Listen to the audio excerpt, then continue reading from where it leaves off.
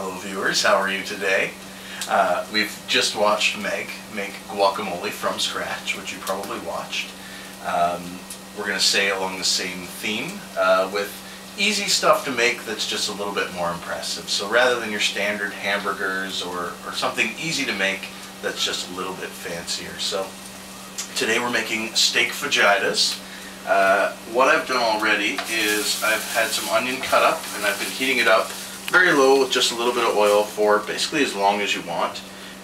Anything that you're going to make spicy, works really well for Indian food. If you take some onions and cook them at a low temperature covered for a really long time, just keep checking every once in a while, give them a shake, make sure they're not staying in one place and getting brown.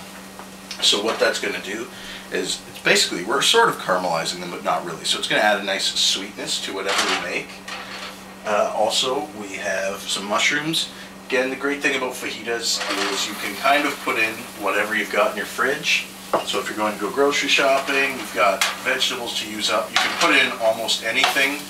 You can use ground beef, you can use beans, you can use rice, corn, whatever you like. So I've got these mushrooms here. The onions we could cook for as long as we want, but I'm sick of waiting, so they've been cooked enough. So what we're going to do is just heat these mushrooms up a little bit. I don't want to cut them, I don't want to heat them up too much. Just a little, just to take the edge off, the mushroom edge. So we'll let that go. What I've done is, as I said, you can use ground beef, you can use any kind of beef. The important thing is to use something cheap. Since we're just going to be putting it on a fajita and we're going to be putting sour cream and salsa, there's no point in using some amazing sirloin or T-bone steak that would be better used for grilling. So this was, I think, a hip steak. It was pre-tenderized. Anything that you buy tenderized, it's tough. It's going to be really tough. That's why it's been tenderized. So it doesn't matter. We've cut it up into little pieces. Since it's maybe going to be extra tough, it's been sitting in these bowls for a little bit. We've got chili powder, salt. You can put fresh garlic or garlic powder in if you want. Celery salt is always good for loosening up any sort of tough meat. So what we've got here is some hip steak. We bought it pre-tenderized. It's not an expensive cut of meat in the first place. The first thing I do when I go to the grocery store, if I'm going to be eating the meat soon, is go for the discount section. There's nothing wrong with it. Even if it's not so pink, it's perfectly good for our purposes. So I've cut it up into little pieces. Again, because it's a hip steak and it's probably going to be a little tougher, I've been marinating it just while I've been in the kitchen. So for the marinade, we have lime juice. We could also use vinegar. Any sort of an acid would work. As I said, I've got black pepper, chili powder, celery salt also works as a good meat tenderizer as well. Almost any meat I make ever, I put Worcestershire sauce in there. It's got all the good stuff. It's got vinegar, it's got sweet molasses, it's got salt, it's got spices, it's got tamarind in it, which is the secret ingredient. It also has color, polysorbate 80, which I never cook without, and sulfites as well, which is, I love sulfites. Actually, no. Usually I never buy the no-name stuff. I always buy the real deal stuff in the orange container, or it's a... I'm distracted by your eyes, by you dying behind the camera. So I usually buy the good Worcestershire sauce. I'm not sure if it's got all this extra stuff in it. It very well might, but it does taste better. And it is a great flavor for just about any kind of meat, no matter how you're going to cook it. So, as I said, these have been sitting here for a while. So the onions and the mushrooms are cooked enough for my purposes. So I'm not going to leave them in there underneath while I cook the meat, simply because it's just going to get cooked to high a temperature, and they'll be all sort of burnt and gnarly. So what we'll do is we're going to cook the meat, and then we're going to put this back in. I did have a little bit of oil in with the onions. For the meat, we're probably not going to need it. We're not going to cook it for very long. And there's going to be enough water come out of there and our lime juice and all that stuff, so we probably don't need any oil. I will let the pan get heated up for just 1 second. The great part of this is it doesn't really matter how you cook this stuff, just don't burn it, and you're going to be fine. Alright, so all we're going to do is we're going to let that cook.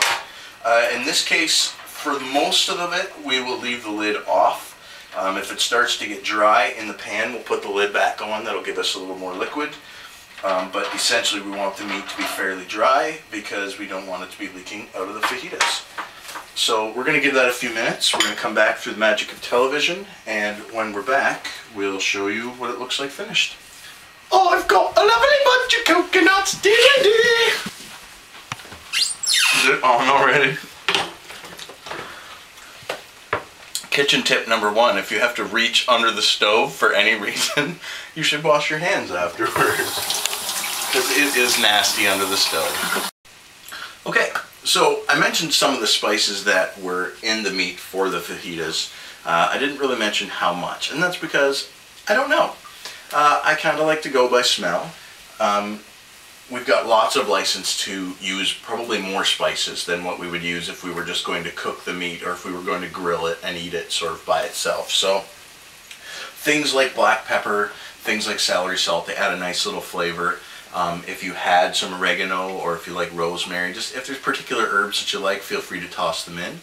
I tend to toss a little oregano into everything because it's delicious. Again, Worcestershire sauce is, you're going to smell it the most if you use it, but it's got a lot of the spices in it that you would use anyway, so that's no big deal, and you really can't go overboard with it.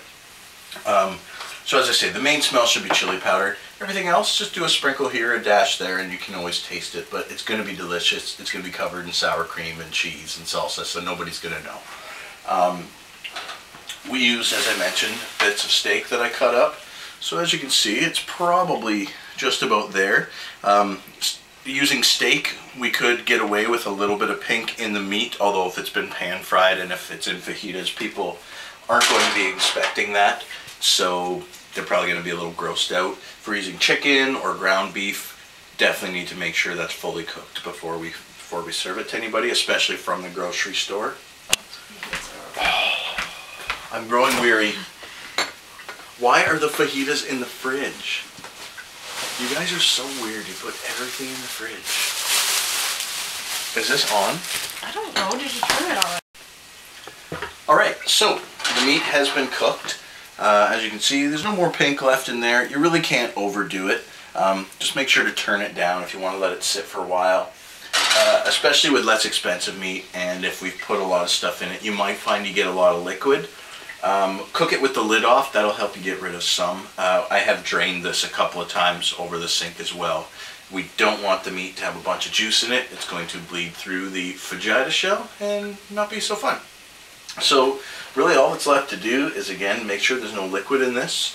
We're going to, we've got some cheese grated up, pre-grated by me, not pre-grated by the grocery store. We've got our onions, we've got our mushrooms as well. I'm going to toss those back in ever so gently. And so we have our tortillas. These ones are delicious, tomato and basil flavored. I like the green ones, the spinach ones as well. In a future video, we're actually going to show you how to make your own if you want to do something even more fun, especially with kids. They love making their own fajita shells, or tortilla, tortilla, tortilla. Tortilla, that's how you say it. Tortilla. No. Tortilla. Okay, I was just being stupid. We'll take that out. Alright, so, and then when we're all done, we'll show you the finished product. So this is our end result. We have a nice little fajita. So we got that meat, guacamole that we just made, salsa, sour cream, a little bit of cheese with our tomato basil fajita.